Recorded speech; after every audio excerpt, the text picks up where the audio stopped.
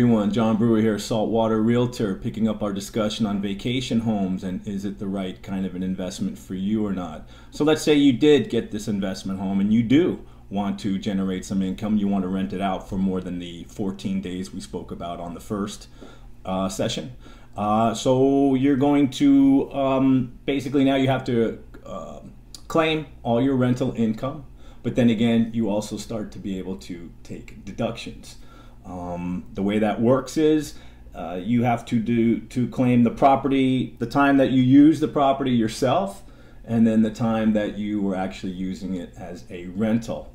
Very simple formulas. Let's say you use the house for 30 days out of the year and you rented it for 120 days.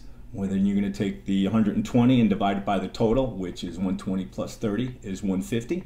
And that would make 80% of your mortgage interest, 80% of your property taxes, 80% of your insurance premiums, utilities, and other costs would all be rental expenses now. You're a business. The entire amount you would pay a property manager, which is something I do over at Parkview Realty. We manage property for people. Someone's overlooking it, making sure it's maintained, making sure that when you do rent it out, that it is in good shape. That is covered as well.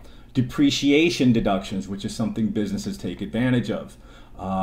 So let's say based on the 80% of this particular example we're using, based on the 80% of the value of the house, if your house is worth, let's say, $200,000, you're probably not in Delray Beach, but let's just use that number as an example. $200,000, not counting the value of the land, and you're depreciating 80%. A full year's depreciation deduction would be about $5,800. You can always deduct the expenses up to the level of the income you have.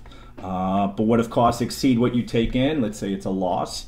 Well, that depends on two things: how much you use the property yourself and how high your income is. If you use the place more than 14 days or more than 10% of the number of days it is rented.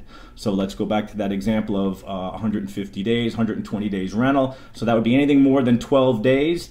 It is considered a personal residence again, and the loss can't be deducted. But because it is a personal residence, the interest that doesn't count as a rental expense, 20% in the example that we just gave, can be deducted as a personal expense.